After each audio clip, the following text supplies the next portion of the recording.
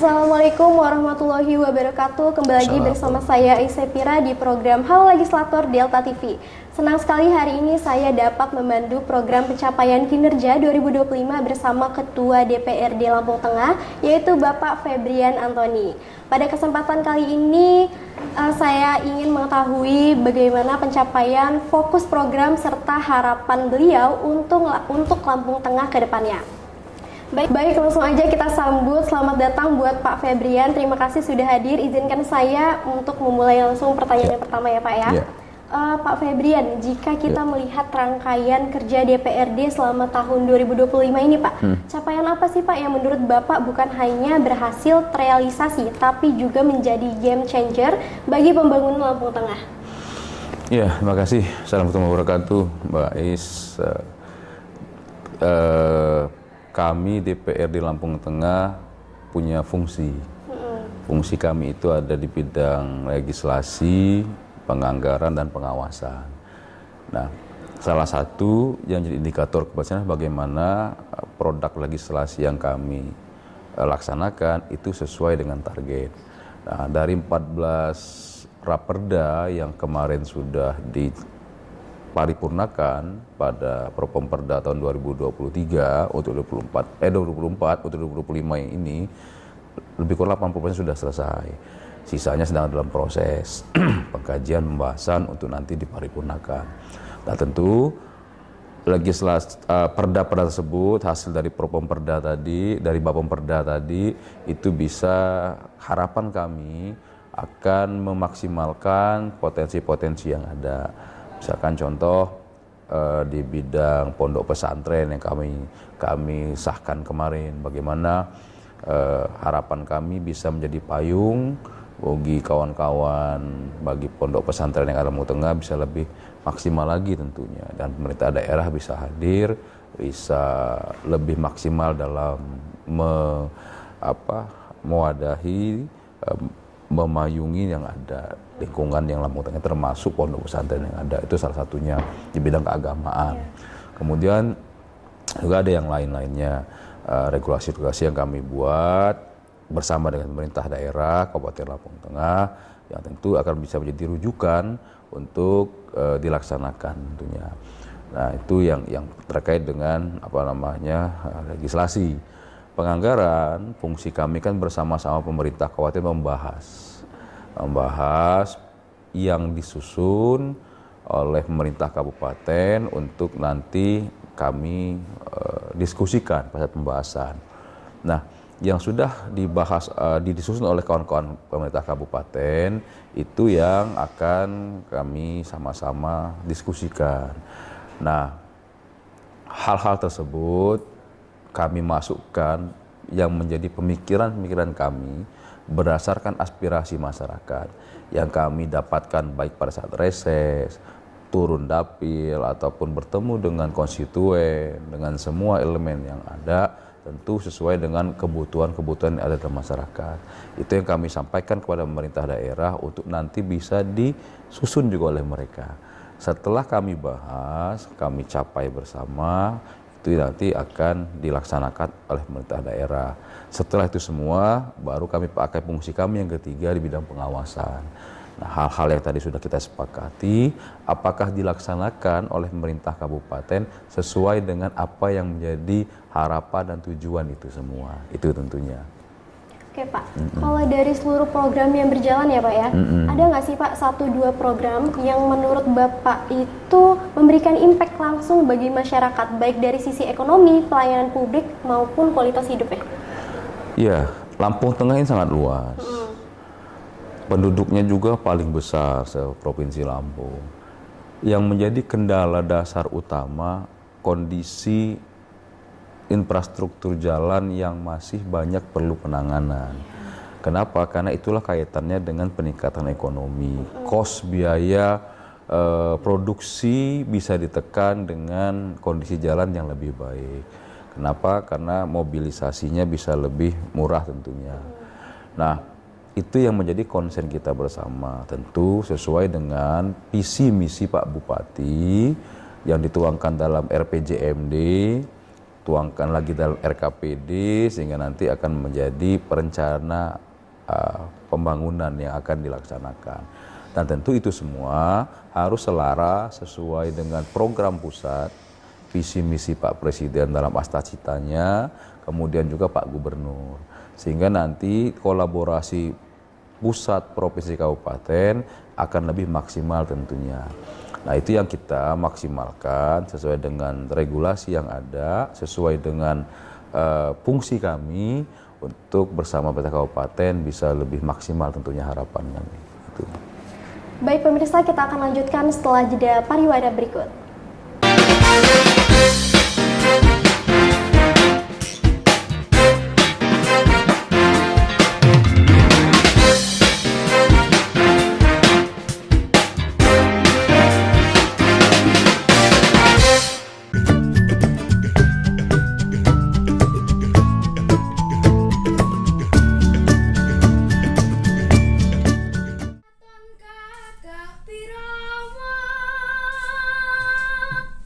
Darah seni yang diturunkan dari orang tua, buyut, dan eyangnya mengantarkan Woro Mustiko Siwi menjadi dalang cilik yang serba bisa.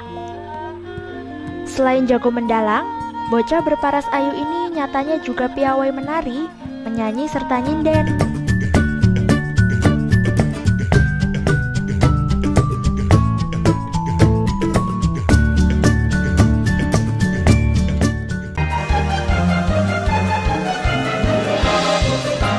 Kandungan yang terdapat dalam ASI mulai dari protein-protein dan nutrisi ya, karbohidrat, protein, lemak untuk nutrisi bayi, juga mikronutrien, kalsium, mineral, vitamin, kemudian antibodi. Antibodi ini yang tidak ada di dalam susu formula. Selain itu, ASI adalah cairan yang hidup. Jadi pemberian ASI akan memberikan hal yang terbaik bagi perkembangan pertumbuhan seorang bayi manusia. Nah, tadi kan kita sudah bahas bersama mengenai pemberian ASI eksklusif serta manfaat pemberian ASI eksklusif untuk bayi. Dan sekarang saya akan kasih satu resep yang simple banget untuk bunda di rumah bisa kreasikan untuk buah hatinya.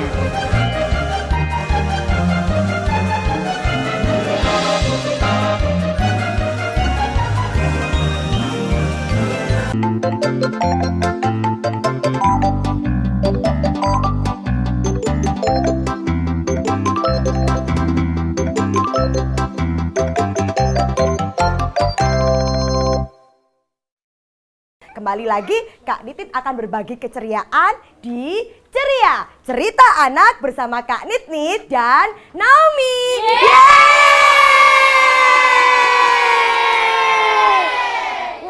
Siapa yang mau main dengan Naomi?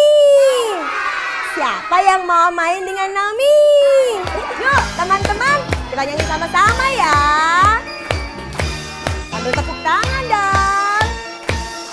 Tuh, wah, gak naik kereta api. Siapa hendak turun ke Bandung, Surabaya, bolehlah naik dengan percuma.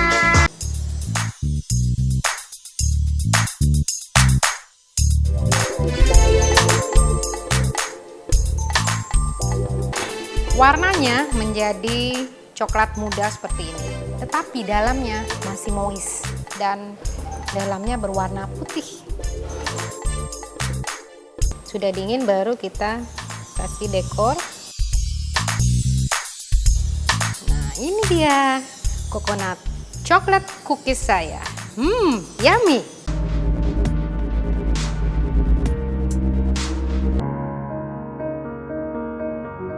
Kondisinya ini menyentuh banyak orang di dunia yang membuatnya disebut sebagai basketball girl. Namun semangatnya selama 13 tahun dengan kondisi yang kekurangan merupakan inspirasi bagi kita. Bagaimana sebuah kekurangan tak perlu membatasi kita dalam meraih mimpi. Di mana ada kemauan, di situ ada jalan.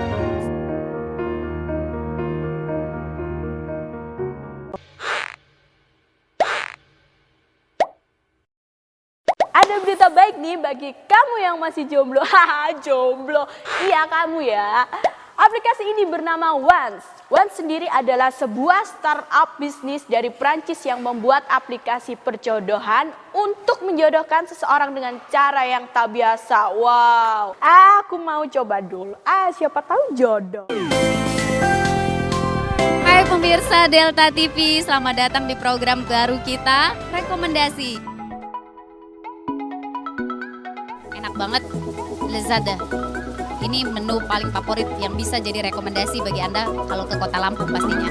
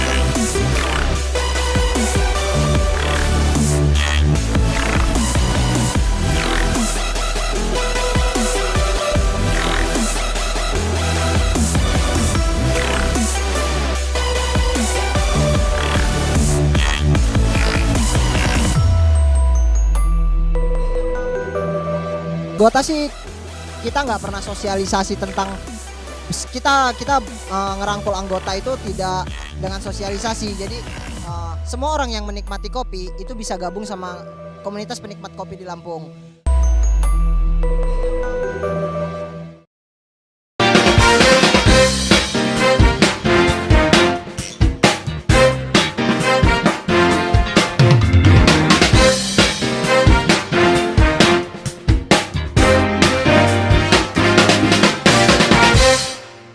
Terima kasih pemirsa, Anda masih bersama kami di Halo Legislator. Oke Pak, di tahun 2025 ini kan sering disebut sebagai tahun konsolidasi dan percepatan ya Pak ya. Fokus prioritas apa yang paling ingin Bapak pastikan berjalan optimal dan indikator keberhasilannya itu gimana Pak? Iya, sekali lagi acuan kita kan RPJMD. Itu yang menjadi barometer kita, rujukan kita. Nah, RPJMD tersebut yang dituangkan dalam RKPD tadi dalam bentuk rencana pembangunannya, OPD terkait itu nanti kita bahas melalui komisi-komisi terkait tentunya. Nah, tantangan pasti ada, ini baru kita evaluasi tentunya. Nah, itu yang kita coba maksimalkan sekali lagi dengan potensi-potensi yang ada, kendala-kendala yang ada, terutama terkait dengan keterbatasan fiskal, keterbatasan kemampuan keuangan daerah. Nah, ada hal yang harus kita maksimalkan, juga ada hal yang harus coba kita efisiensi bareng-bareng. Nah, itu tujuan yang kita ingin capai dengan semua kendala-kendala tadi yang akan kita jadi motivasi bareng-bareng. Nah, sekali lagi, tentu kita ingin semua berjalan dengan apa yang kita inginkan. Walaupun dalam perjalanannya ada kendala-kendala yang kita hadapi. Tapi kita yakin dengan kekompakan, kebersamaan kita semua yang ada, baik DPRD, pemerintah kabupaten, Forkopimda, pihak swasta, semua stakeholder Lampung Tengah, plus dukungan masyarakat Lampung Tengah, insya Allah kita bisa sama-sama maksimalkan potensi-potensi yang ada tersebut. Oh ya Pak, kalau terkait infrastruktur nih Pak, Lampung Tengah itu kan memiliki wilayah yang sangat luas ya Pak ya. Nah, progres apa yang sudah terlihat nyata di tahun ini dan proyek strategis apa yang menjadi target penyelesaian berikutnya Pak? Iya, 2025 kita bersama pemerintah kabupaten itu sudah menyepakati beberapa ruas jalan yang interconnecting antar wilayah. Apa tujuannya? Sekali lagi memangkas biaya transport, biaya mobilisasi. Dengan jalan yang baik, jalan yang mudah dilewati, harapan kami bersama dengan Pak Bupati dan jajarannya tentu akan lebih murah biaya transportasinya, sehingga menekan biaya produksi. Harapan kami sekali lagi, harga bisa lebih murah di sini. Kemudian masyarakat dalam mengeluarkan hasil panennya itu bisa lebih cepat dan lebih maksimal. Nah, itu yang kita coba bareng-bareng. Ada beberapa contoh wilayah yang selama ini bukan tidak mau disentuh, bukan tidak mau dibangun, tetapi karena keterbatasan anggaran tadi, keterbatasan fiskal tadi belum bisa. Nah, bertahap melanjutkan program-program yang sudah dilaksanakan dari bupati sebelumnya, dari DPRD sebelumnya, kita melanjutkan terus mana yang belum. Sehingga kita bisa meningkatkan sekali lagi jalan mantap di Lampung Tengah. Nah, kita kan 1.000 lebih kilometer jalan Lampung Tengah yang menjadi wewenang kabupaten. Kemudian yang menjadi wewenang provinsi kita coba sampaikan ke provinsi, Pak Gubernur bersama dengan Pak Bupati. Yang menjadi wewenang pusat kita sampaikan. Kita ambil contoh jalan dari Gunung Sugi sampai Kota Gajah. Ini kan sudah cukup maksimal. Ini kan wewenangnya provinsi tentunya. Nah, sudah beberapa titik yang selama ini krusial, sulit dilewati. Alhamdulillah saat ini kan sudah cukup nyaman dilewati. Bahkan di tahun depan ini informasi yang kami dapat mulai dari perempatan Tugu Pepadun ke sini kan akan juga diperbaiki oleh provinsi. Nah, itulah kolaborasi yang kita perlukan. Nah, yang menjadi wewenang pusat mungkin wilayah-wilayah yang bukan menjadi wewenang kita itu kita coba dorong. Contoh, tahun ini Lampung Tengah mendapat inpres dari pusat. Itu dari Sulu Suban, nyambung yang sudah dibangun melalui dana SMI kemarin sampai dengan Anak Tuha. Nah, itu juga dibangun oleh kolaborasi dari kabupaten dan pusat. Anggaran kabupaten ditopang juga anggaran pusat dalam bentuk inpres tadi. Nah, ini kolaborasi yang kita lakukan bersama pusat, provinsi, kabupaten untuk maksimalkan perbaikan jalan. Karena bagi masyarakat sederhana, Mbak. Gimana jalannya bagus? Kalau jalannya nggak bagus, gagal. Iya, benar. Bupati gagal, DPRD gagal, itu anggapannya. Padahal bukan seperti itu. Kita pengen membangun sekaligus, tapi anggarannya nggak ada. Ditambah lagi kita kan belanja pegawainya juga cukup besar. Kemudian tahun depan kita ada P3K paruh waktu yang kemarin diusulkan, dan insya Allah mungkin nggak lama lagi mereka bisa menerima SK-nya, dan tentu harus sudah juga menerima haknya. Nah, itu yang kita pastikan melalui pembahasan dengan OPD, dengan TAPD, bagaimana mereka dipastikan haknya dapat. Kemudian ASN yang sudah ada, bagaimana gajinya dipastikan ada. Kemudian TPP-nya juga ada. Harapannya apa? Dengan dipastikan itu mereka tetap dapatkan, kinerja mereka bisa lebih maksimal lagi. Nah, kalau sudah seperti itu kinerja nggak maksimal, kan kita bisa evaluasi kenapa. Tapi kalau dari awal mungkin gajinya tersendat, TPP-nya enggak ada, ya mungkin mereka ya ogah-ogahan ya kita bisa maklumi kan. Tapi kalau semua hak mereka dipenuhi oleh pemerintah dan DPRD disepakati sudah, tapi kinerjanya tidak meningkat di bidangnya masing-masing, nah kita bisa evaluasi di situ. Terutama kaitan dengan peningkatan pendapatan asli daerah. PAD kita yang bisa kita maksimalkan. Itu yang kita dorong bareng-bareng. Kalau PAD kita meningkat tanpa menambah beban masyarakat, itu kemandirian kita bisa lebih bagus lagi. Jadi tidak hanya melulu bergantung dengan transfer dari pusat, kita masih bisa punya kemampuan. Nah, itu yang bareng-bareng kita coba tingkatkan terus dengan mungkin pajak-pajak yang ada perusahaan-perusahaan kita. Kemudian hal lain yang bisa tingkatkan, sekali lagi tanpa menambah beban masyarakat tentunya. Baik pemirsa, pembahasan akan kita lanjut setelah jeda pariwara berikut ini.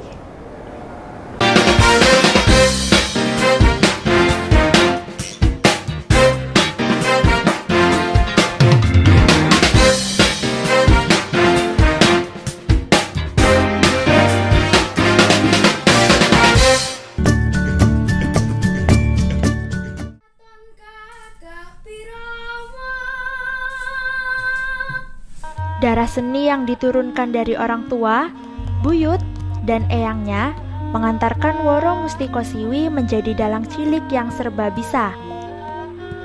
Selain jago mendalang, bocah berparas ayu ini nyatanya juga piawai menari, menyanyi serta nyinden.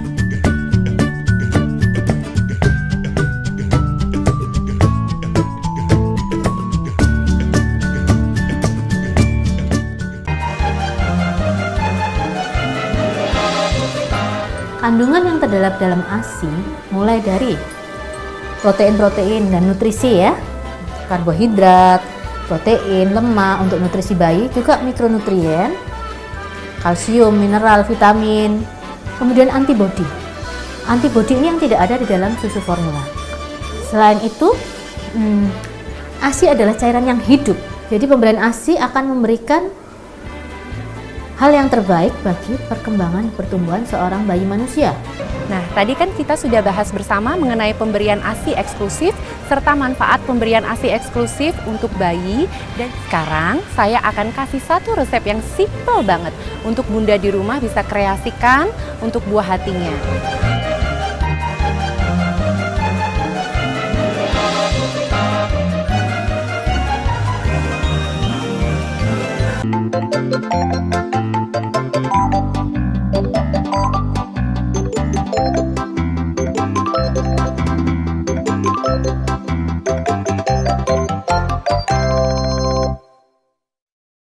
Kembali lagi, Kak Nitin akan berbagi keceriaan di Ceria Cerita Anak bersama Kak Nit dan Naomi.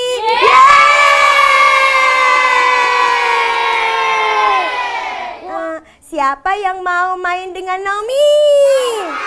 Siapa yang mau main dengan Naomi? Yuk teman-teman, kita nyanyi sama-sama ya. Sambil tepuk tangan dong. Tuh, wah, gak naik kereta api. Siapa hendak turun ke Bandung, Surabaya, bolehlah naik dengan percuma.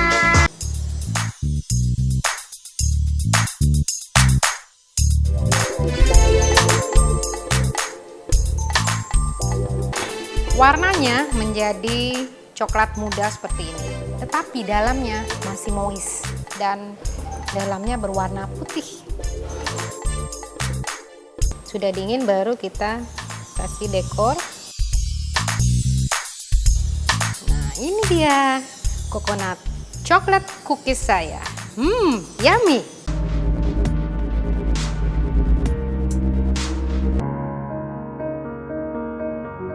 Kondisinya ini menyentuh banyak orang di dunia yang membuatnya disebut sebagai basketball girl. Namun semangatnya selama 13 tahun dengan kondisi yang kekurangan merupakan inspirasi bagi kita. Bagaimana sebuah kekurangan tak perlu membatasi kita dalam meraih mimpi. Di mana ada kemauan, di situ ada jalan.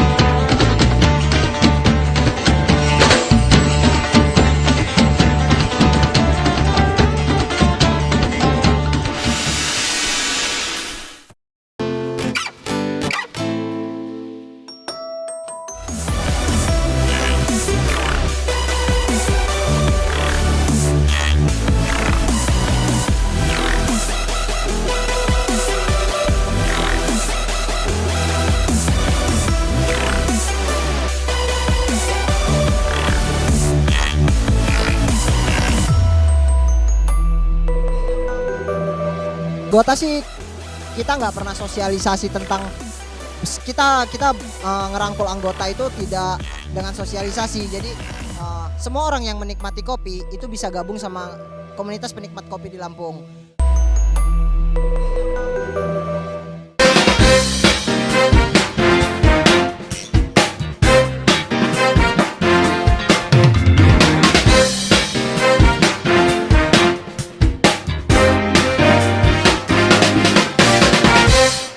Terima kasih pemirsa, Anda masih bersama kami di Halo Legislator. Oke Pak, kita lanjut ya Pak ya. Mungkin selama memimpin DPRD ini Pak, tentu banyak pelajaran yang Bapak temui ya Pak ya. Refleksi apa Pak yang menurut Bapak itu paling berpengaruh dalam membentuk gaya kepemimpinan dan arah kebijakan Bapak sendiri? Ya, pimpinan DPRD kan ada 4 orang. 1 ketua, 3 wakil ketua. tugas kami ini mengkoordinir lembaga DPRD. Tapi kalau fungsi sama, 50 anggota DPRD fungsinya sama. Legislasi, anggaran, pengawasan. Nah, tapi kami berempat selaku pimpinan mengorkestrasi program kerja yang dilakukan sehingga bisa sesuai dengan regulasi dan timeline yang sesuai dengan aturan. Tapi kalau sekali lagi kita alhamdulillah Lampung Tengah DPR-nya ini kompak. Kompak dalam artian bagaimana membangun Lampung Tengah ini. Nah, pemikiran-pemikiran yang ada dituangkan dalam bentuk masukan-masukan konstruktif tentunya ke pemerintah kabupaten, sehingga harapannya bisa memaksimalkan kinerja yang ada. Nah, sekali lagi kami 4 orang pimpinan bersama dengan 46 anggota DPD Lampung Tengah yang lainnya, kita bareng-bareng kita jaga kekompakan kita untuk bagaimana sekali lagi fungsi kita bisa kita maksimalkan di situ. Nah, itu harapan kita. Kalau kita melihat dari 1 atau 2 tahun ke depan ya Pak ya, apa visi Bapak yang terbayangkan untuk Lampung Tengah dan perubahan apa sih Pak yang paling ingin Bapak dorong gitu? Ya, tentu kita sekali lagi tahun 2026 ini menghadapi satu kendala. Dengan adanya pengurangan transfer daerah yang cukup besar, 517 miliar. Ini yang sedang kita diskusikan bersama dengan pihak kabupaten, pemerintah kabupaten. Nah, kita ingin bagaimana walaupun ada kendala tersebut, tetapi tidak mengurangi kinerja, tidak menurunkan target-target yang ingin kita capai. Nah, oleh karena itu tentu semua itu kan berpijakan dengan RPJMD yang sudah dibuat oleh Pak Bupati. Program-program prioritas mana yang ingin dicapai di tahun 2025 yang sudah kita jalankan sampai dengan insya Allah bulan depan selesai tahun ini, kemudian kita sudah menginjak 2026. Nah, tentu kaitannya sekali lagi dengan kesejahteraan masyarakat. Ada program Astacita Pak Presiden terkait dengan ketahanan pangan, bagaimana kita bisa mandiri pangan, bagaimana Lampung Tengah yang luas wilayah pertaniannya paling luas ini bisa kita maksimalkan potensinya, bukan hanya menang secara luas wilayah tetapi juga hasil produktivitasnya bisa maksimal. Dan tentu disitulah peran serta pemerintah yang diperlukan untuk menstimulus, memastikan itu bisa tercapai. Nah, selain itu semua dengan program-program pertanian tadi yang mungkin bisa dimaksimalkan, juga infrastruktur pendukungnya. Nah, sehingga kolaborasi dari semua yang direncanakan tadi, muara akhirnya bagaimana kesejahteraan masyarakat Lampung Tengah itu bisa ditingkatkan. Itu harapan kita semua. Termasuk yang program mandatori, program wajib, misalkan pendidikan, kesehatan, itu bagaimana lebih bisa terjamin bagi masyarakat. Bagaimana kualitas sarana prasarana pendidikan kita bisa lebih bagus lagi, bisa lebih maksimal untuk digunakan oleh siswa-siswa kita. Kesehatan yang ada, ya, bagaimana masyarakat kita lebih merasakan sentuhan kesehatan tersebut, program-program BPJS misalkan. Itu yang kami pastikan dengan pihak pemerintah kabupaten, jangan sampai dengan adanya penurunan transfer tadi mengganggu hal-hal yang wajib tersebut. Ya, masyarakat merasa pemerintah ada untuk masyarakat, itu harapan kita.